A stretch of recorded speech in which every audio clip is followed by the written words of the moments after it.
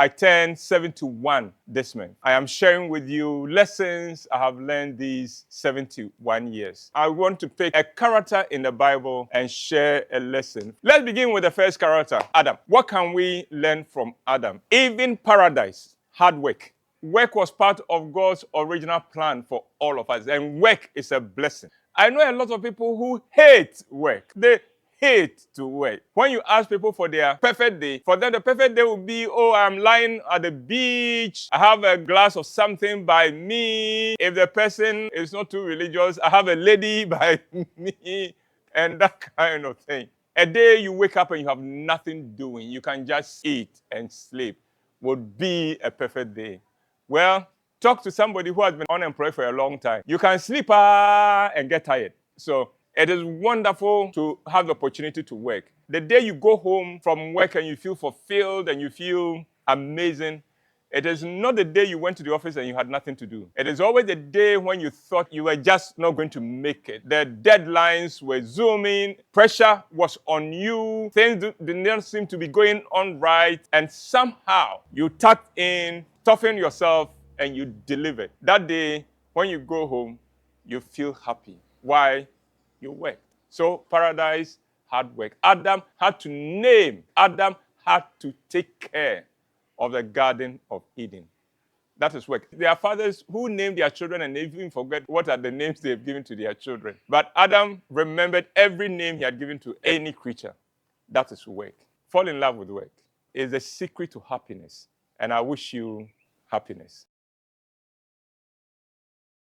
I'm sharing with you lessons I have learned in my 71 years. Here's today's lesson. I'm picking this from the Bible, and I'm picking it from the second character in the Bible, Eve. What is one lesson we can learn from Eve? Watch who you relate to, who you associate with, because that person would mark you, will color you with who he is. Eve became too friendly with the serpent, a character the Bible describes as crafty, cunning. And in so doing, Eve ended up breaking the rules given to them, losing her paradise. Now, let's be careful how we allow those who don't like us to use their closeness to us to make us act against our best interests.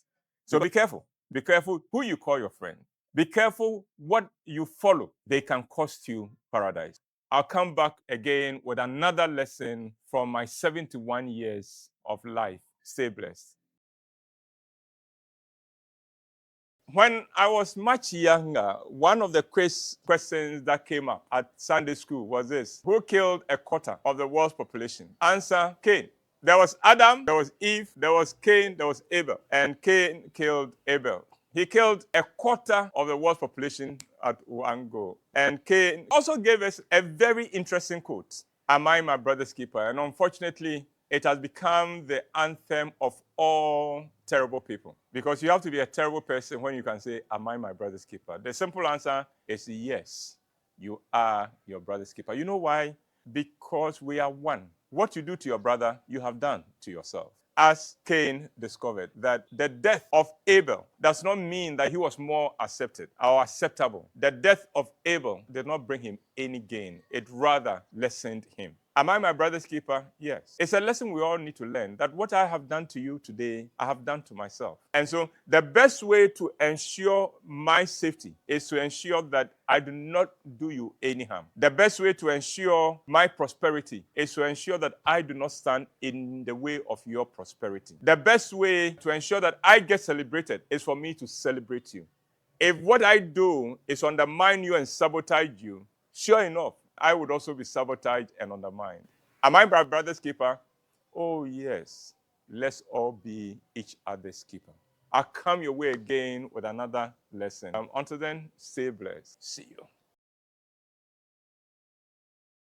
July is my birth month. I turned 71 on the 20th. I am celebrating by sharing with you lessons I have learned in 71 years. So here's today's lesson. In the 70s, I worked with SNIT, and in the department I worked in, there was a young man called Frank. Frank had a very interesting relationship with God. Whenever he needed guidance, and whenever he needed direction, all Frank had to do was to take the Bible like this. This is not the Bible, but it would do for the illustration. Take the Bible like this. tell God what his problem is, close his eyes, flip the Bible open, poke his finger to any part of the Bible, open his eyes, and what is there would be almost as if God is speaking to him. Exactly like that.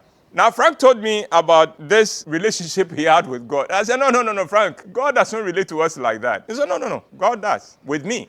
So, because I was challenging him, one day in the office, he tells me what issue he needed guidance from. So he said, give me your Bible. Frank took my Bible in his hands, said a simple prayer with his eyes closed. He flipped the Bible open, my Bible, poked his finger onto a spot on the page, opened his eyes and said, James, read this for me. And I read where his finger was. It was almost as if God was speaking to him on his issue. I was impressed. Well, me too, I had issues. So that day when I went home, I also prayed, closed my eyes, and then flipped the Bible open just as I seen Frank do, poked my finger onto a page and opened my eyes and read. You know where my finger landed? Matthew chapter 1. And so begat so, and things like that. I tried it 3 times, and my finger always went to places that made no sense. And then I realized God deals with us differently. God deals with all of us differently. His way of dealing with Frank was amazing, but that was Frank. His way of dealing with me was different.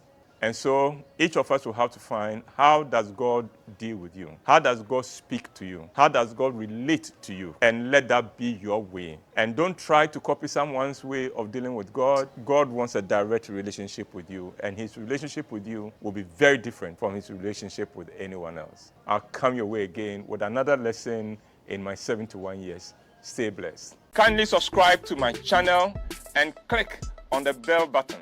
Thank you.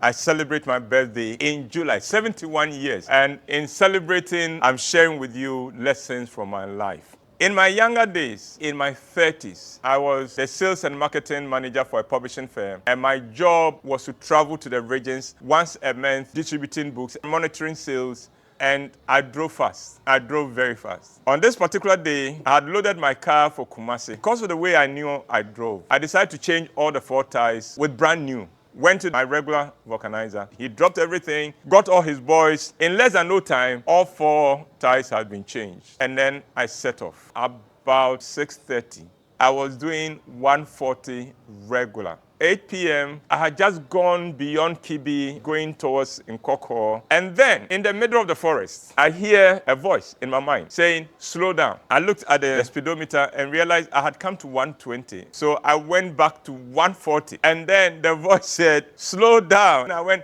yeah, slow down, and continued at 140. The voice came back with more sternness and authority. Slow down.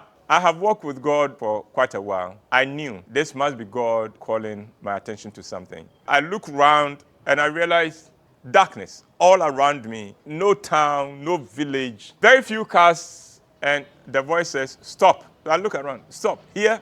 No. Then I began to negotiate. I said, Lord, no matter what it is, you are God, right? So just help me to get to the next town. I promise you I will stop. And the voice says, stop now. So I immediately reduced the speed, looking for a place to pull off the road. And then I had found a place to park off the road immediately. I got down, went to the front tire, the driver's side, held the bolt, and it fell into my hands. The other one fell into my hands. The other one. They had all come undone to the point that just at the touch of my hands, they fell into my hands. Went to the front passenger side, the same thing except for one. That was loose, but that one I could unscrew with my hand. In their rush to make me to set off, the vulcanizer and his boys had fixed the tie, put the bolt on, and had not tightened it. Forgot to tighten it. At the speed I was going, the driver's side would have come out first. I would have somersaulted I don't know how many times, and that would have been the end. You know, every now and then you hear a voice. Every now and then you get a feeling in your gut. I have learned, don't disregard that feeling. Don't disregard that voice. It may be God speaking to you. We are not alone. God doesn't leave us alone. And so be open to his voice and to the warnings he gives you. And don't be reckless with your life. It's not worth it. Well, I hope you've been enjoying the series. And let me know if you have. Stay blessed. On the 20th of this month, I turned 71. And leading up to that, I'm sharing with you lessons I have learned in my life from 71 years of hard labor.